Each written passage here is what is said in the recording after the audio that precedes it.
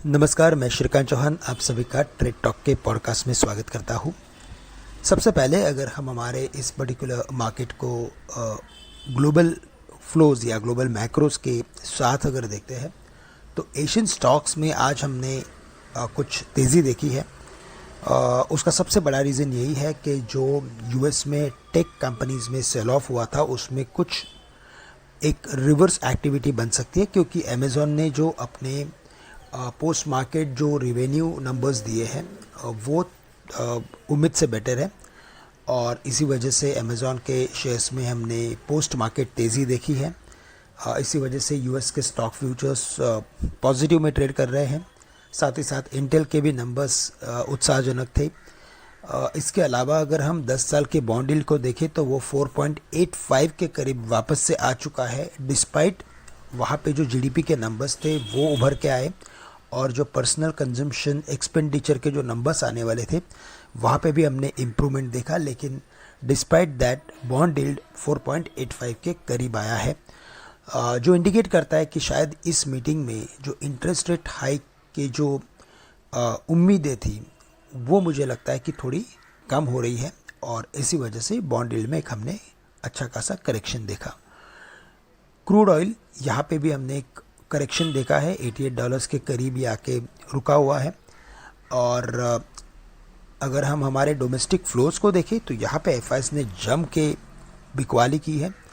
F&O में उनकी सबसे बड़ी शॉर्ट पोजीशन अभी खड़ी है और साथ ही साथ उन्होंने कैश में पिछले 3 दिनों में 12,000 करोड़ के इन्वेस्टमेंट्स बेचे हैं और इसी वजह से हमने मार्केट में एक बड़ा क्रैश भी देखा। तो हमें लगता है कि यहाँ पे अगर डोमेस्टिक लेवल्स पे अगर इम्प्रूवमेंट आता है या कोई अगर एक डेवलपमेंट्स अगर आते हैं, कोई पॉजिटिव इंडिकेशंस अगर आते हैं तो फिर ये शॉर्ट कवरिंग को ट्रिगर करेगा। अदरवाइज हमें लगता है कि मार्केट्स में हायर लेवल्स पे प्रेशर बना रहेगा।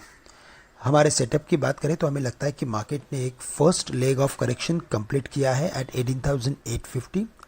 अगर मार्केट आज 18,850 के नीचे अगर सस्टेन होता है तो हमें और भी करेक्शन एक्सटेंड होते हुए देखेगा, जो शायद मार्केट को एक बार 18,600 से लेकर 500 के जोन तक लेके जा सकता है। बिकॉज अभी यहाँ से इसके बाद अगर कोई इंपॉर्टेंट सपोर्ट्स उभर के आ रहे हैं तो इन्हीं लेवल्स के करीब है।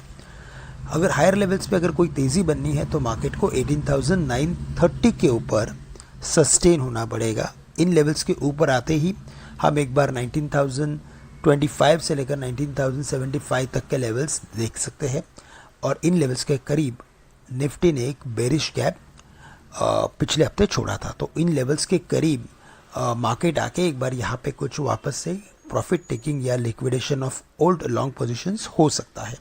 तो हमें 19,100 के करीब केयरफुल रहना है और 18,850 के नीचे अगर मार्केट सस्टेन होता है तो वहाँ पे भी दिक्कतें बढ़ सकती है। साथ ही साथ अगर बैंक निफ्टी की बात करें तो यहाँ पे हमने एक क्रैश फॉल देखा। अगेन उसका रीज़न यही था कि एफआईएस ने जम के कैश में बिकवाली की है। तो अगर हम ओवरऑल इक्वेशन को देखें तो हमें लगता है बैंक निफ्टी के लिए जो नेक्स्ट इंपॉर्टेंट सपोर्ट्स बन के आ रहे हैं वो 42,000 एंड 41,500 के करीब है। रेजिस्टेंस में 42,750 के लेवल्स रेजिस्टेंस के बेसिस पे काम करेंगे।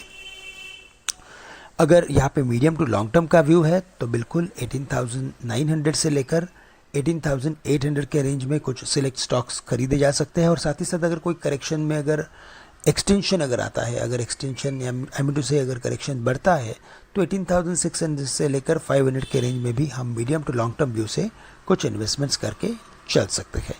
तो दोस्तों आज के लिए बस इतना ही। आप सभी से मैं आज के लिए विदा लेता हूँ। आपके लिए आज का दिन मंगलमय रहे। धन्यवाद।